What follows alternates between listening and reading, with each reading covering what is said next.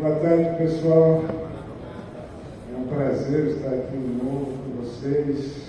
Agradeço aí a presença, o apoio. Apesar de ser isolamento térmico, né? É a última etapa, também é quase a última palestra aí, né? Então, agradeço aí a presença de vocês aí. Bom, para quem não me conhece, eu sou o André Dicker, eu sou engenheiro mecânico e tomei pau 3 vezes na faculdade em termodinâmica e transmissão de calor. Não sabia para que servia aquilo. Nunca vou usar isso. E por ironia do destino, eu estou há 44 anos na área de isolamento térmico. Comecei na área quente, né? A área quente, quando eu digo, é altas temperaturas mesmo. E uns 24 anos atrás, eu literalmente caí numa fria. Uma área fria, porque hoje estou na Armacel, no departamento de engenharia, promovendo suporte técnico. Então hoje eu vou bater um papo aí rápido sobre isolamento térmico. Quem não conhece a Armacel, a história dela começou em 1860 com Thomas Armstrong produzindo rolhas de cortiça. E em 1954, ou seja, 71 anos atrás, foi pioneira no desenvolvimento da espuma elastomérica denominada Armaflex. E esse nome, essa marca, né, tem até hoje, já tem 71 anos. Quer dizer, já não é mais uma marca, não é um sinônimo de isolamento térmico. É mais velha do que eu, então isso quer dizer que o produto é bom, né? Está no mercado ainda, né, como eu, né? Por enquanto. Em 2000, o que aconteceu? A divisão de isolamento térmico da Armstrong, ela foi vendida, né? Ela se separou do grupo da Armstrong e se tornou uma empresa independente e passou a se chamar Armacel. Em 2002, a Armacel inaugurou a primeira fábrica aqui no Brasil, em Pindamonhangaba. E em 2016, a Armacel adquiriu a Polypex, que também é uma empresa que foi fundada há mais de 35 anos atrás, né? Também é um sinônimo de isolamento térmico em espuma de polietileno, que eu acho que uma boa maioria do pessoal conhece. Então, hoje a Armacel, além de produzir os produtos em espuma elastomérica, ela também produz as espumas de polietileno com a marca Polypex, que é um outro sinônimo de isolamento térmico. Bom, hoje nós somos líderes mundiais, né, em espuma flexível, com o mercado de isolamento térmico, acústico e espumas de engenharia. A nossa sede corporativa fica em Luxemburgo, com 3 sedes regionais, uma na Alemanha, Estados Unidos e Singapura. Atualmente são 25 fábricas em 19 países. Bom, vamos tentar rever aquilo que eu tomava pau direto, né? Quando existe um diferencial de temperatura, o que acontece? Existe um fluxo de calor de temperatura mais alta para mais baixa. O que acontece quando eu chego em casa, aquela sede, abro o meu refrigerador, pego a minha latinha de cerveja, bem geladinha, e a minha mulher me chama: André, queimou a resistência do chuveiro, vem aqui trocar. Eu pego a latinha, coloco em cima da mesa e vou lá trocar a resistência. Você sabe que para trocar às vezes uma resistência precisa até de um manual para saber onde é que está a resistência hoje em dia, né? Aí quando eu volto, o que aconteceu? Um desastre, né? A minha cerveja entrou em equilíbrio térmico. É o que acontece, né? Então, quando eu tenho o sistema de aquecimento, eu não quero perder calor para o meio ambiente com uma temperatura mais baixa.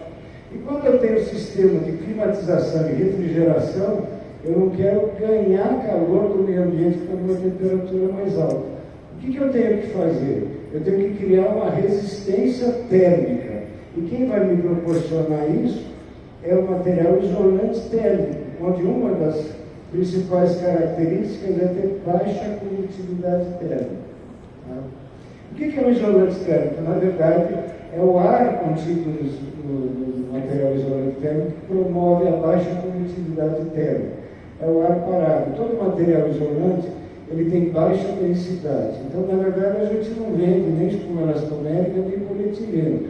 A gente vende ar embalado em espuma elastomérica e em polietileno. Né? Agora, notem que o material isolante térmico ele jamais vai zerar esse fluxo de calor. Ele vai reduzir ele a um ponto economicamente viável, né, onde não vai interferir na performance do sistema. Tá? Então, não existe economia de 100%, ou ganho ou perda de calor zero. Tá? Agora, quando a gente trabalha com temperaturas abaixo do ambiente, que é no caso de climatização, refrigeração, o que acontece? Acontece um fenômeno da condensação superficial. Então, quando a gente vai dimensionar a espessura de isolamento, a gente tem que procurar calcular uma espessura de tal forma que a temperatura superficial dele esteja acima da temperatura do ponto de orvalho. E isso é uma condição climatológica, ambiente, tá? É onde a tua instalação está localizada. Então, tem muita gente que acha que o isolamento térmico é o único responsável por eliminar a condensação superficial. Isso não existe, tá? O isolamento, ele ajuda, mas a climatologia, ela muda de hora em hora, de dia a dia, cada estação. Então, se você não tiver um controle, o controle, quando eu digo, não é só da temperatura, é da umidade relativa. Se eu tiver esse controle, o isolamento pode assegurar a não condensação. Mas quando esse controle não existe, é o que acontece na maioria das obras, a condensação, uma hora, ela vai ocorrer. E outra coisa, quando ocorre a condensação, não significa que a eficiência do sistema esteja comprometida.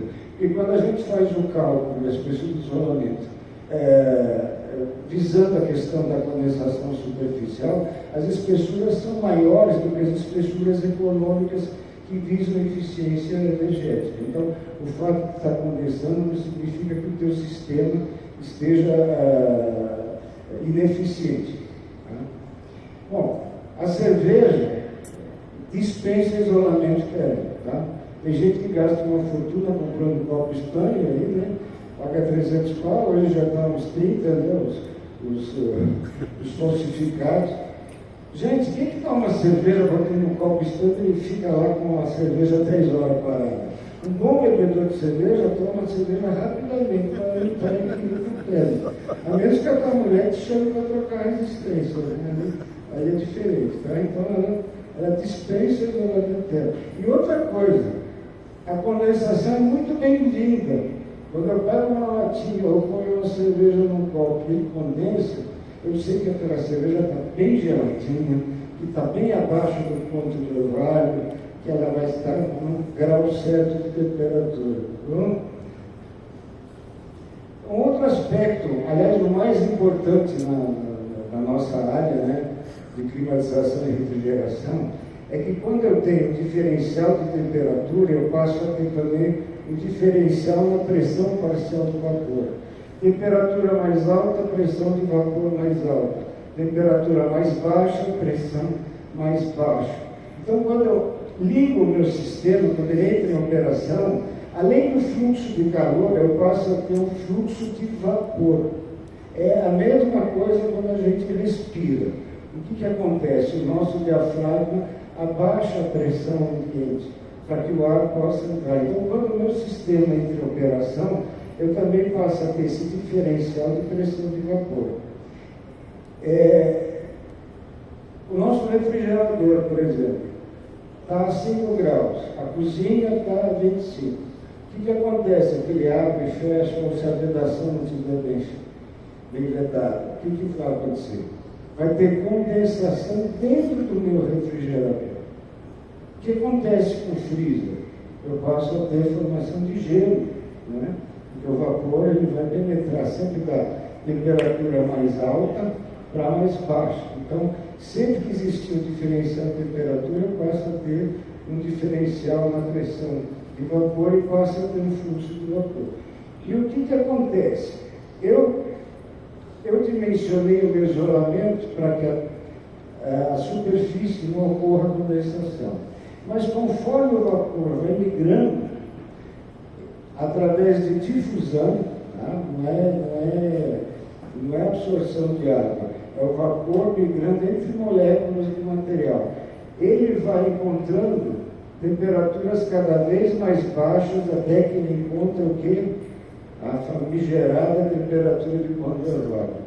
O que é o meu melhor isolante térmico? É o ar parado, que eu tenho dentro do meu material isolante. Só que aí esse vapor, ele vai migrando, e quando ele encontra a temperatura de conservado, o que vai acontecer? Ele vai encharcar o material, vai ocorrer a condensação interna ou intersticial, como a gente chama. Eu passo a ter água.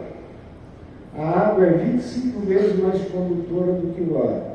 Alguém já experimentou tirar um assado do forno com um pano molhado? Muita gente pensa, né? Vou molhar o pano, vai ficar mais geladinho, eu vou conseguir tirar o meu assado. Na verdade, ele queima a mão. Por quê? Porque a água é condutora. E quando eu trabalho com temperaturas abaixo de zero, o que acontece quando eu chego em casa? Olho para o meu refrigerador e só tem supérfluo. Carne, fruta, leite, verdura. Cadê a minha cervejinha? Está lá embaixo da pia. O que eu tenho que fazer? É uma emergência, então eu vou pegar uma latinha e vou botar onde? No freezer, né? A gelar rapidinho. Mas de novo, a minha mulher, né? Quem é casado sabe disso, né? Ó, bem, tem uma lâmpada do quarto, me ajuda a trazer. Eu vou lá, né? Aí quando eu volto, eu falo, ixi, Maria, que cerveja. O que aconteceu? Outro desastre, né? O que acontece com a água? O volume específico dela vai aumentando. A latinha minha explodiu dentro do freezer. E ainda leva uma bronca da mulher. Agora você vai limpar essa porcaria que você fez, não quero nem saber. Então, quando eu trabalho com sistemas de refrigeração que operam abaixo da temperatura ambiente, em vez de ter água, eu passo a ter formação de gelo. E gelo é 90 vezes mais condutor do que o ar.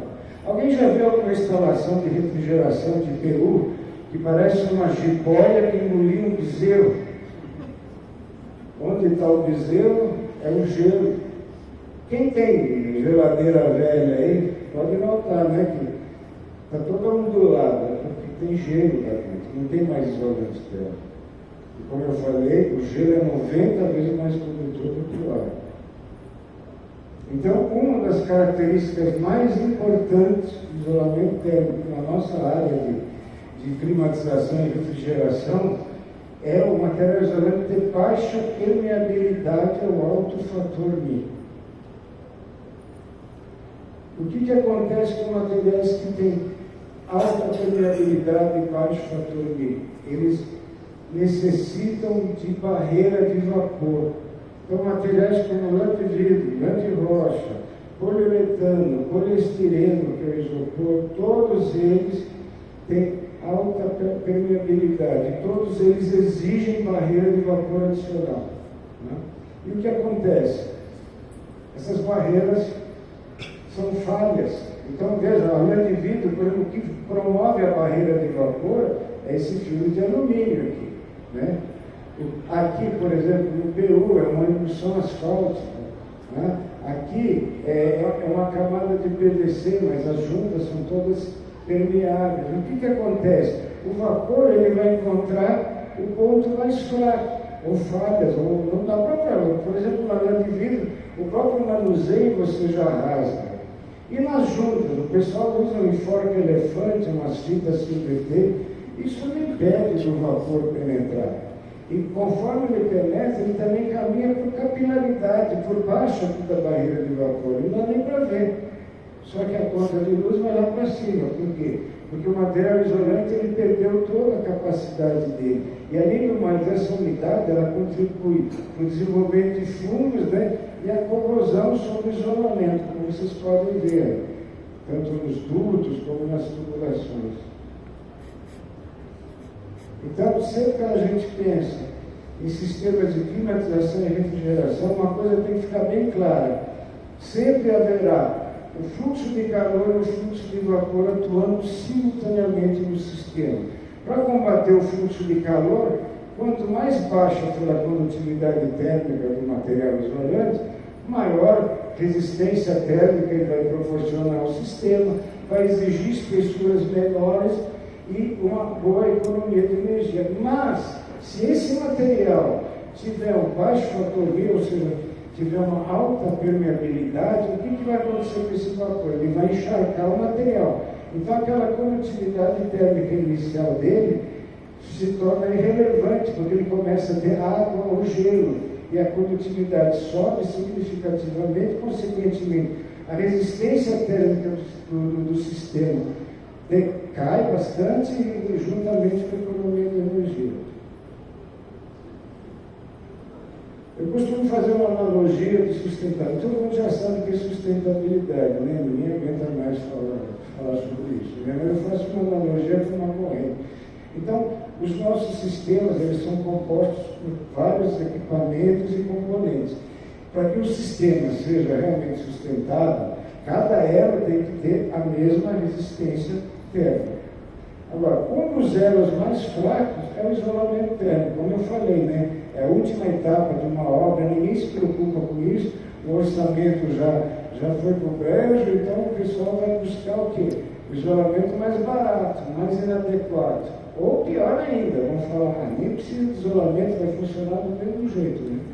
É a mesma coisa que você comprar um carro top de linha, não vou falar da Ferrari, porque você fala que não é sustentável. Mas vamos supor que você tem um carro top de linha. Se você colocar uma gasolina ruim, né? Você vê uma analogia ao isolamento, o que vai acontecer? Você vai sustentar o mecânico na próxima esquina, né? Você tem que pôr uma gasolina boa para que o teu sistema seja sustentável. Tá? Agora, eu tenho o isolamento Armaflex ou Polypex. Tá? Eu tenho todos os meus elos com a mesma resistência. Eu tenho um sistema sustentável, agora eu pergunto para vocês. Vocês acham que eu tenho? Vocês compraram o meu material, tá? Sustentável. O que acontece com a Ferrari com gasolina azul? Se o motorista não souber dirigir. Aliás, a maioria não sabe, né? Você vê de Porsche caindo dos postes aí, porque os caras não sabem pilotar. Né? Então, um dos elos mais fracos em todo esse sistema, eu diria que é 99,99% é o motorista. Então não adianta nada eu ter um isolamento de qualidade, com baixa condutividade térmica, com alto fator Li, né? Eu seleciono a espessura adequada conforme a localidade. Se o que a gente vê por aí é isso aqui, ó. Que adianta ter barreira de vapor já incorporada ao próprio material? O que acontece se entrar num tiroteio com colete à prova de bala e aberto assim? Vou morrer, né? Não adianta. O que adianta eu entrar com. Isso aqui, ó, na verdade é uma fita isolante e não é nem Armaflex, é fita isolante elétrica. O que acontece se o meu colete à prova de bala aqui tiver um zíper de pano? Eu também morro, né? Não é verdade? Então, isso aqui, male está protegendo a articulação aqui de arranhamento, né, de um choque mecânico. Porque de isolamento aqui não tem nada, um bacalhau aqui. Aqui, ó, um enforca elefante no flange. Aqui não adianta colocar a fita silver tape se eu não selar a junta. Entenderam? Aqui, ó, juntas todas abertas e cobertas por uma fita de PVC que não tem função nenhuma, nem para proteger Ctrl-V e muito menos fazer a estanqueidade do sistema. Tá? Se eu for construir um muro, eu não vou comprar só tijolo, vou? Quando o pessoal vai comprar isolamento térmico, compra um monte de enforca-gato, né? Eu vou comprar tijolo e amarrar com enforca-gato, eu preciso comprar cimento, cal, enfim, eu preciso comprar todos os componentes para que eu consiga erguer esse muro. Então, o isolamento ele exige componentes que são fundamentais para a eficiência do teu sistema, no final das contas. Então, o adesivo é fundamental, porque ele é que vai selar as juntas, ele é que vai proporcionar a estanqueidade desse sistema. Ainda por cima, nós temos o Blue Master, aí, que é um acessório aqui para a gente poder fazer a aplicação dos adesivos com maior economia, segurança e limpeza. E outra coisa, né? a gente tem que selar todas as juntas, tanto longitudinais como transversais, e sempre manter essas juntas sob compressão, porque se elas estiverem tracionadas, o adesivo é um adesivo de contato, ele cola quase que imediatamente, mas ele contém solvente que vai volatilizando e que, dependendo da condição climática, pode levar de 24 a 36 horas para ele curar completamente. Se durante esse período essa junta estiver tracionada, ela vai abrir, mesmo usando o nosso adesivo. Então é muito importante seguir os procedimentos. Agora, uma coisa que é muito importante, que eu não vejo instalação nenhuma, quer dizer, mal eu vejo selagem das juntas longitudinais e transversais, é selar o início e a cada segmento entre a tubulação e o tubo isolante. Para quê? Para que o vapor não caminhe por debaixo do isolamento. Se eu vou fazer um mergulho, vou colocar uma roupa aí de mergulho, se eu não vedar os meus pulsos, os meus tornozelos, o meu pescoço, a água vai entrar por baixo do meu uniforme aí de neoprene, eu vou me afogar, inclusive. Então, o isolamento é a mesma coisa. Vocês têm que garantir a estanqueidade do sistema, senão ele não funciona. Aqui são procedimentos corretos, né? De selagem de juntas transversais, longitudinais. No caso do duto, você tem que facear o flange com isolante colar, né? Isolamento faciando. Depois, para dar o acabamento, pode até usar uma fita silver tape para dar o acabamento. Mas a fita silver tape, do mesmo jeito que a nossa cinta elastomérica, não se prestam para selagem de juntas. Né? Mesmo sendo a nossa cinta, ela tem 3 milímetros só. Ela não serve para fazer a selagem, você tem que colar. Posteriormente, se quiser dar o acabamento com a cinta, sem problema, mas tem que colar todas as juntas ao longo da espessura do isolamento. O que a convecção tem a ver com a condensação? Se eu tiro uma roupa da máquina de lavar e jogar num canto, o que vai acontecer? Não vai secar nunca, né? E se eu jogar uma lona por cima, pior ainda. Então, se eu compactar toda uma instalação, como é que a convecção vai agir aqui? Não vai, né? Isso aqui tudo vai ficar úmido, vai começar a pingar. O isolamento termicamente é muito caro, então o pessoal costuma fazer uma economia, né? Isolando as 2 tubulações de uma só. Isso aqui, lembra alguma coisa? Se eu tenho uma tubulação de água quente junto com uma água gelada, eu vou tomar banho quente? Não, né? Eu vou ter água gelada? Não, vou ter água quente. O que isso acontece? Aqui eu tenho fluido refrigerante, eu tenho lubrificante para proteger o compressor.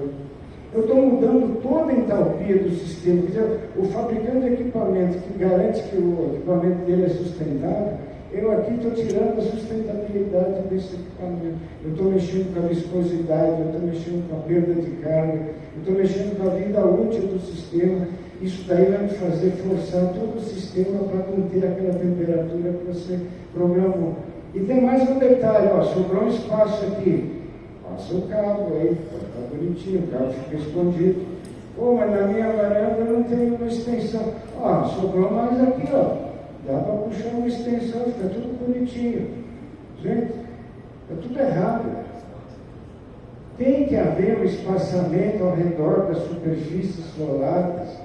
Como é que eu seco a roupa quando eu tiro ela da máquina de lavar? Eu tenho que pendurar ela no varal, não jogar ela no canto. Tem que ter ar circulando, tem que ter convecção, tem que ter troca de calor. E isolar individualmente cada linha. Tá? Esse é um tema que eu gosto de falar muito. O pessoal acha que instalações internas são mais amenas, né? Porque tem controle de temperatura, sim. Mas tem controle da umidade relativa? Não. Lembra da geladeira? Da mesma forma que o vapor penetra no meu material isolante, ele penetra de um ambiente de maior temperatura para dentro de um ambiente de menor temperatura. De novo, é a geladeira, ela condensa por dentro. Por quê? Porque eu tenho diferente de temperatura, diferença de pressão. Forma gelo, por quê? Porque eu tenho diferente de pressão. Né? As geladeiras têm um degelo lá, tem uma resistência elétrica que vai derretendo. Né? Mas o ambiente interno, para mim, todo e qualquer ambiente interno, principalmente climatizado, entre aspas, onde eu tenho controle só da temperatura, para mim é um microclima. Tá? Então, aqui, por exemplo, parece um acasalamento de tarântula aqui, né? Não sei nem como é que o cara conseguiu isolar. Aqui também ele enganou, né? Ele voltou aqui e fingiu. Vocês podem ver que tudo isso aqui está condensando, está criando até fungos e bactérias. Aqui é um entreforro, é que a imagem está muito ruim, mas olha, eu tenho um duto aqui, eu tenho um cabo da NET aqui, eu tenho uma tubulação de PVC, de água sanitária, eu tenho uma tubulação de água gelada bem grudadinha uma com a outra, ainda amarrada com a outra manta aqui. Vocês podem ver que tudo isso aqui, ó, já está criando fungos, bactérias, condensação. Isso aqui é um chafe. Então, todo ambiente interno, principalmente entre forro, shaft, subsolo, garagem, são microclimas. Eu vou chamar a atenção de vocês para esse caso aqui, que é um hospital. Nós fomos chamados porque a sala, o interfono estava pingando numa sala lá do hospital. Aí nós fomos fazer a medição, só que era 11 horas da manhã. Quer dizer, um horário totalmente inadequado, porque a temperatura já subiu, né? E, consequentemente, a umidade relativa cai. Mas mesmo assim, aqui embaixo, né, na sala, aqui, estava 19 graus no hospital, controlando a temperatura de 19 graus. Sabe quando estava a umidade relativa da sala? 84%. Tem algum projetista aqui que coloca assim, condições internas, 22 mais ou menos 3 graus, umidade relativa 50%, mais ou menos 10%. Só que os espertos colocam entre parênteses, sem controle. Porque não tem mesmo controle. Porque o ideal seria entre 40% e 60% de umidade. Abaixo de 40% e acima de 60% é prejudicial à saúde do ser humano, ao conforto térmico e principalmente proliferação de vírus, fungos e bactérias. Então, quando você entra no hospital e está com 84% dentro da sala, já está ruim. Aí nós fomos abrimos o interforno. O interforno estava 24 graus com 96,2% de umidade relativa. Se eu for na carta psicométrica, a temperatura de orvalho vai dar 23,5, se eu não me engano. Eu tenho meio grau entre orvalho e ambiente. Mas nem Jesus Cristo vai eliminar essa condensação. Não tem como. Eu tenho menos de meio grau. Se eu colocar 200 metros de isolamento, não vai resolver. E outra, aqui é uma chapa trapezoidal metálica. O metal, o que é? Ele é mais frio, porque ele tem baixa emissão. Se vocês colocarem a mão no metal e na almofada, vocês vão sentir essa diferença de temperatura. Então, se eu estou num ambiente como um entreforno, que já não tem ventilação, né? Tem uma alta umidade, aqui, ó, a própria chapa, a imagem aqui está realmente ruim, mas você pode ver que tem pingos aqui, gotículas de condensação, que estão pingando em cima da minha tubulação. Agora, uma coisa, vocês podem ficar tranquilos, porque no tempo da pandemia, o Covid, esse hospital não teve nenhum caso de Covid, o Covid não tinha vagas para entrar nesse hospital. Já estavam todas ocupadas pelos outros dias. Outra coisa, o pessoal faz aqui força, né, as curvas de 90 graus, né? Isso você está comprometendo a espessura do isolamento desses pontos. Aqui é uma beleza, né? Parece um nó de gravata, né? O cara fez a fronteira aqui. Ó, aqui esse é o caso que eu te falei. Se a junta estiver tracionada, ela com o tempo vai abrir. Não adianta depois preencher com um adesivo, como foi feito nesse caso. O adesivo não tem resistência à difusão de vapor de água. Por isso que nas próprias embalagens do nosso material nós temos um gabarito que ajuda a cortar, né, os gomos para poder fazer essas curvas de 90 graus. E temos um manual de instalação, né, que ajuda a confeccionar diversas peças, filtros, curvas, enfim, com mantas, com tubo. Então, todas as instruções necessárias para fazer uma boa aplicação, a Armacel disponibiliza para vocês. É um manual de como dirigir uma Porsche. Tá? Em último caso, a gente também tem peças pré-fabricadas, né? Como sifões, T's, né? Dependendo da obra, né? Isso economiza tempo, né? Facilita o manuseio, padroniza, né? Contribui para a integridade do sistema e menor geração de resíduos. Né? Então, aqui é um exemplo onde a tubulação, se ela estiver aberta, eu até posso deslizar um tubo sem cortar ele longitudinalmente, é até interessante, porque eu vou ter mais estanqueidade no sistema, só que tem que ser uma curva de raio longo, que não comprometa essa dobra, né? E outra, né? A tubulação não pode ter maior que você tem uma bitola maior de 40 milímetros e nem a espessura ser maior que 19 milímetros. Nas demais situações, né? Tudo isso você tem que fazer em forma de goma, né? Seguindo o manual de instalação, para fazer com mano, para ter uma integridade na espessura de isolamento nesses pontos. Outro grande gargalo são justamente os pontos de apoio e sustentação, né? O pessoal costuma usar muito os enforca-gatos, né? De plástico, de metal, né? Tudo bem amarradinho, juntinho. A imagem aqui está horrível, mas todos esses pontos aqui estão dando compensação. E tem uns também que colocam, né?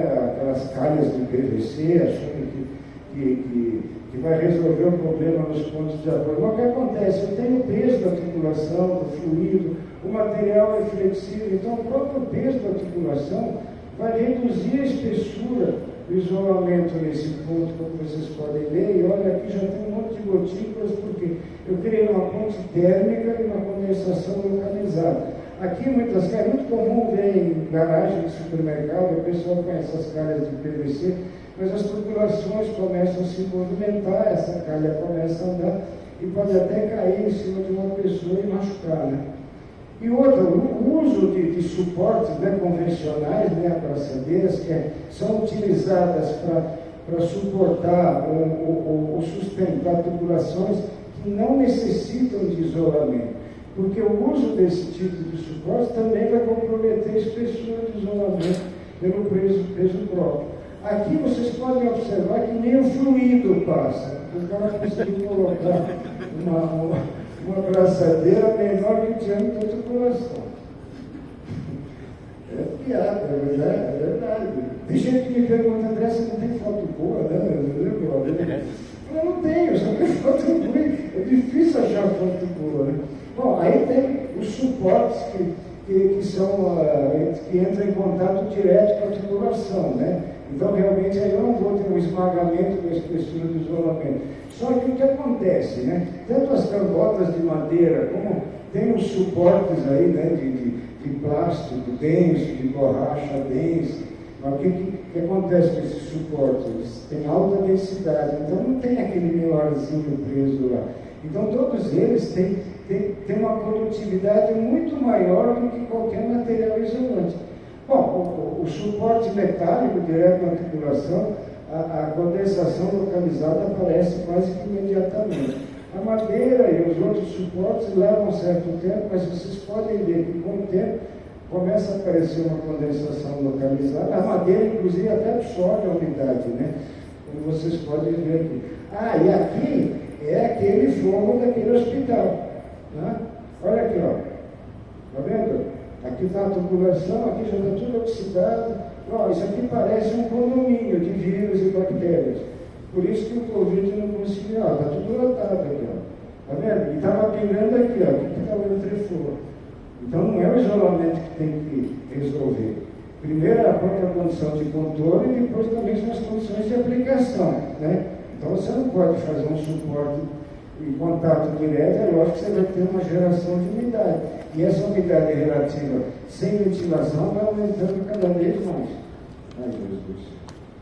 Sabia, 5 minutos.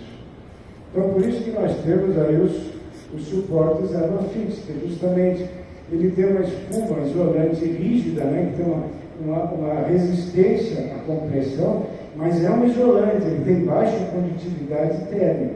Só que é um material que é permeável ao vapor. vapor. Então, o que acontece? Esse tipo de suporte, ele tem as laterais com espuma elastomérica, que vão promover a barreira de vapor dele, e uma capa de PVC que transpassa aqui. Então, você aplica diretamente nos pontos de apoio e sustentação. Existem bitolas até 12 polegadas, onde você abraça a tubulação, e aqui depois, se você quiser usar um enforcalhado para amarrar, você pode usar, porque você não vai comprometer a espessura de isolamento. Mas normalmente o pessoal usa abraçadeiras, né? Usa vergalhões, tudo bonitinho, com parafuso. Só que imagina se for uma linha longa, você passa a ter também uma movimentação nessa linha. E o que acontece? Você pode comprometer a estanqueidade aqui, né? Entre o suporte e o tubo isolante. Então, por isso, nós temos também para usar em conjunto com a Armafix o suporte Insugard múltiplo, que na verdade é uma cela de polipropileno, né, reforçada com fibra de vidro. Ele tem abas altas, né, dobradas também para não machucar o isolamento, e uma superfície que tem baixo atrito. Então, a tubulação ela pode ficar alojada nessa cela e se movimentar sem cair e sem danificar o isolamento adjacente. E além disso, existem adaptadores, né, que você aplica, dependendo do tipo de suporte, né, se é uma viga, se é um suporte pendural, com um simples clique. Então você dispensa qualquer tipo de ferramenta, e é um material que também resiste à radiação UV, pode ser aplicado externamente. Tá? Então, esses aqui são exemplos do uso do suporte Armafix, né, em linhas curtas, e em linhas mais longas você usa o Armafix juntamente com o Insugard. Então essa linha pode sofrer ali a movimentação. Tá? Outra coisa, tanto a espuma elastomérica como o polietileno são polímeros de cadeia carbônica suscetíveis à radiação UV, então eles precisam ser protegidos. Né? Aqui no caso é muito comum, então similar ao nosso Polypex Inverter e Polypex Plus, que já tem uma capa onde o mercado chama comumente de blindado. Né? Acontece que essa capa também é polietileno, a nossa capa também é polietileno, mas a nossa capa tem um aditivo anti-UV, coisa que o similar não tem. Prova disso é que nós fomos chamados, o pessoal achando que era o nosso material, na verdade não era o nosso material, mas é um genérico muito parecido, que é onde está a diferença de preço. Você vai descobrir depois que instalar, porque é um material que não vai resistir. E outra, aqui ele usou uma fita elétrica adesiva, aqui em enforcalhado, então aqui você vê tudo de errado. E o uso dessas fitas de PVC, como eu falei, o PVC também é um polímero suscetível à radiação UV. Então ele não vai proteger. Como vocês podem ver, eu tirei a fita aqui, o substrato já começou a sofrer degradação. Tá? E outra coisa, né? Essa fita esconde todo aquele cabo, né, que comprometeu a espessura do isolamento, esconde as juntas totalmente abertas, e outro, o pessoal ainda aplica com bastante força, né, para ficar mais bonito, só que também está reduzindo a espessura do isolamento. E como vocês podem ver, aqui ó, já está cheio de fungo, de mofo, bactéria. Então, no caso de instalações externas, nós temos o polietileno, o Polypex Plus UV, e o Inverter, né, que é um sistema reverso até 120 graus. Ambos já vêm com essa capa e já tem uma proteção contra o UV. E agora, no lançamento da Febral, nós trouxemos a Armaflex Shield, que é o mesmo sistema, só que é uma capa de PVC e o material aqui, agora é espuma elastomérica. Então a espuma elastomérica já vem com essa proteção anti-UV, principalmente para sistemas VRF, onde eu tenho espessuras até maiores, de 25 milímetros. Tá? E o último caso, nós também temos a tinta Armaflex Films, que vai me proporcionar proteção contra a radiação UV. Tá? Então aqui são exemplos do uso do Polypex Plus, do Inverter, da tinta, né? Não só em tubulações, mas também equipamentos. Né? Mas o que acontece? A tinta ela não promove proteção mecânica. Né? Então, para ter proteção contra o UV, proteção mecânica, nós disponibilizamos o revestimento chamado Alucrate, que é um multicamada, é um PVC com fibra de alumínio puro e uma proteção contra o UV. que acontece? Ele vem em rolos, né? Ele falou, é resiliente, nossa. Obrigado, gente.